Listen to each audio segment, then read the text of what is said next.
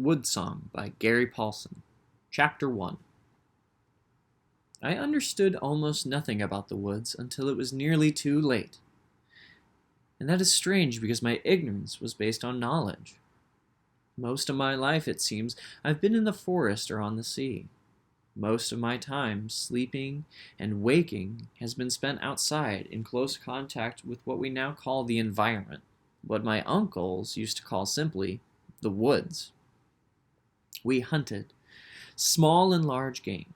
We hunted and killed, and though I think now that it was wrong to hunt and kill, at the time I did not think this, and I spent virtually all my time hunting, and learned nothing.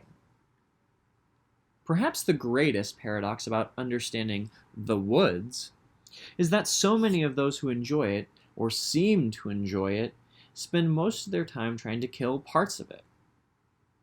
Yet it was a hunter, a wild one, and an act of almost unbelievable violence that led me to try to understand all of it and try to learn from it without destroying it. I lived in innocence for a long time. I believed the fairy tale version of the forest until I was close to 40 years old. Gold by Disney and other. I believed that Bambi always got out of the fire. Nothing ever really got hurt. Though I hunted and killed it, was always somehow clean and removed from reality. I killed. Yet though that every story had an happy ending, until a December morning. I was running a dog team around the side of a large lake, just starting out on my trap line. It was early morning, and the ice on the lake wasn't thick enough to support the sled and the team, or I would have gone across the middle.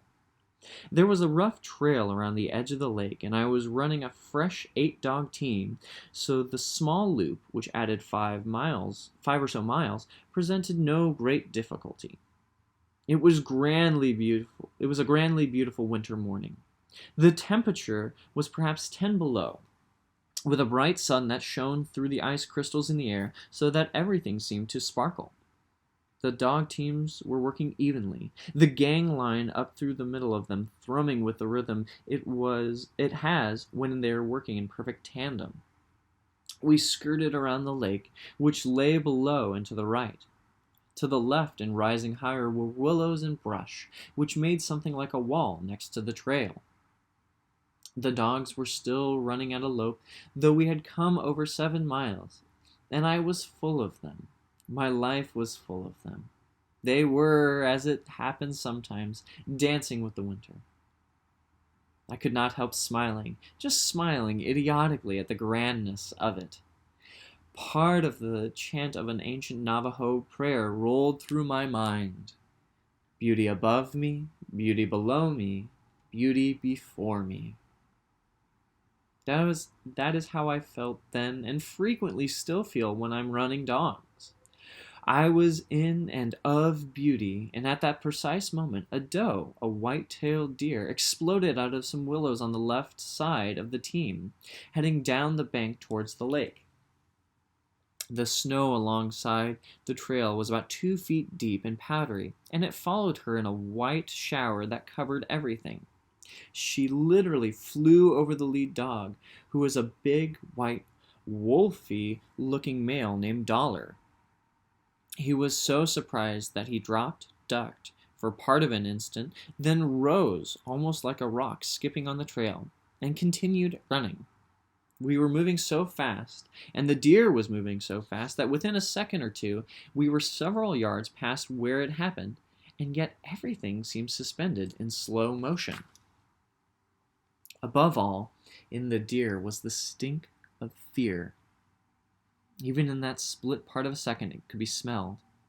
It could be seen. The doe's eyes were so wide, they seemed to come out of her head. Her mouth was jacked open, and her tongue hung out to the side. Her jaw and neck were covered in spit, and she stunk of fear. Dogs smell fear at once, but I have not always been able to, even when I was afraid. There is something coppery about it, a metallic smell mixed with the smell of urine and feces when somebody is afraid. No, not just afraid, but ripped with fear, and it was on the doe. The smell excited the dogs, and they began to run faster, although continuing down the trail. I turned to look back from the sled and saw why the doe was frightened. Wolves. They bounded over the trail at the doe, even as I watched. These were not the large timber wolves, but the smaller northern brush wolves, perhaps weighing 40 or 50 pounds each, about as large as most of my team. I think they're called northern coyotes, except they act as wolves. They pack and have pack social structures like timber wolves, and they hunt in packs like timber wolves. And they were hunting the doe. There were 7 of them, and not one looked down the trail to see me as they jumped across the sled tracks after the deer. They were so intent on her and the smell of her that I might as well have not existed, and they were gaining on her. I stood on the brakes to stop the sled and set the snow hook to hold the dogs and turned. The dogs immediately swung down off the trail towards the lake, trying to get at the wolves and deer. The snow hook came loose and we began to slide down the large bank. I jerked the hook from the snow and hooked it onto a small poplar, that held us. The doe, in horror now, and knowing what was coming, left the bank of the lake and bounded out onto the bad ice. Her tail was fully erect, a white flash as she tried to reach out and get speed, but the ice was too thin.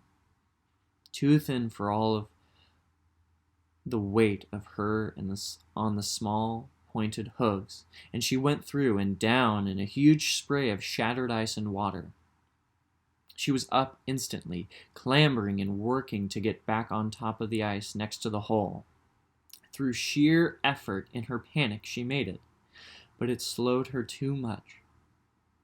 In those few moments of going through the ice and getting out, she lost her lead on the wolves, and they were on her. On her. In all my times in the wood, in the wondrous dance of it, I have many times seen predators fail. As a matter of fact, they usually fail. I once saw a beaver come out of a hole on the ice near his lodge in the middle of winter and stand off 4 wolves. He sustained one small bite on his tail and inflicted terrible damage with his teeth on the wolves, killing one and wounding the other 3. I have seen rabbits outwit foxes and watched red squirrels tease martens and get away with it. But this time it was not meant to be.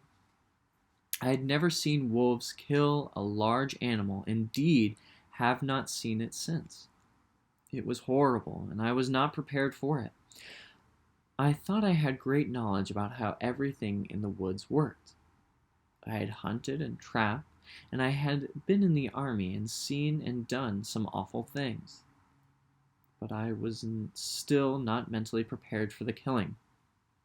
Largely because of Disney and posed natural wildlife films and television programs, I had preconceived ideas about wolves, about what wolves should be and do. They never really spoke about the killing, spoke to the blood. In films, they would go to the edge of it and then show the carcass being eaten. In books, they always seemed to describe it clinically and technically. And it is neither clinical nor technical. There is horror in it. Wolves do not kill clean, if there can be such a thing. It is a slow, ripping, terrible death for the prey, and only those who have not seen it will argue for that silly business about the prey actually selecting itself. 2 wolves held the doe by the nose, held her head down to the ice. and the other wolves took turns tearing at her rear end, pulling and jerking and tearing until they were inside of her, pulling out parts of her. And all this time she was still on her feet, still alive.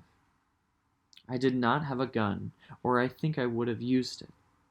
I was having some trouble with the dogs as the blood smell excited the wolf in them. They wanted to be at the kill. They were jerking and pulling on the gangline so hard I thought it would break, and I stumbled down in the deep snow along the lake bank and held them. One bit me on the hand, but I could not stop looking.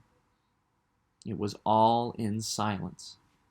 She was still on her feet, though. They had the guts out of her and pulled back on the ice, eating and pulling, and I wanted it to end, wanted it to be over for her. And she sank. She somehow did not die then, and still does not die in my mind. She just sinks. Over and over I can see her sinking as they pull at her.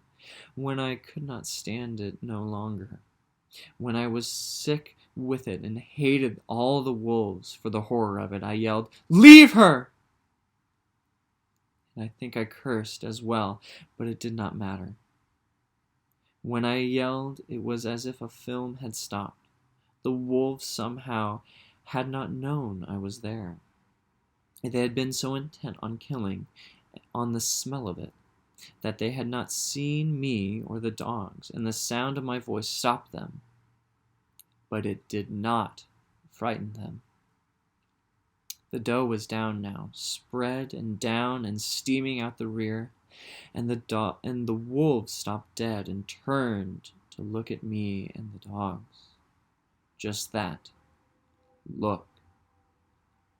And I knew that it was wrong for me to have yelled, that I was interrupting something I did not understand, some ancient thing I did not know any more that I knew what it was like to live in the Ice Age. They stopped and studied me.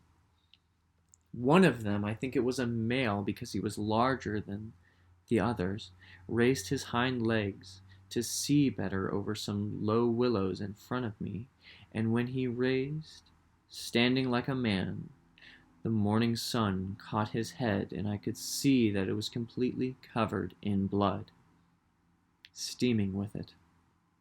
He had been inside her, and he was soaking with blood, and the snow all around the back of the doe was soaked with blood, a great red apron of blood.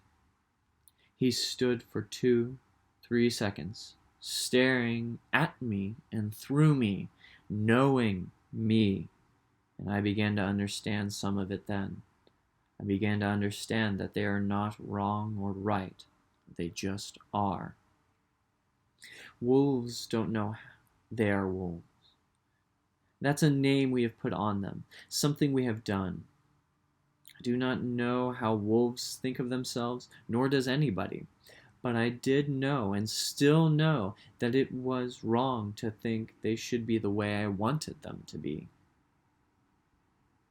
And with that thought, with that small understanding, came the desire to learn, to know more, not just about wolves, but about all things in the woods, all the animals, all the dances.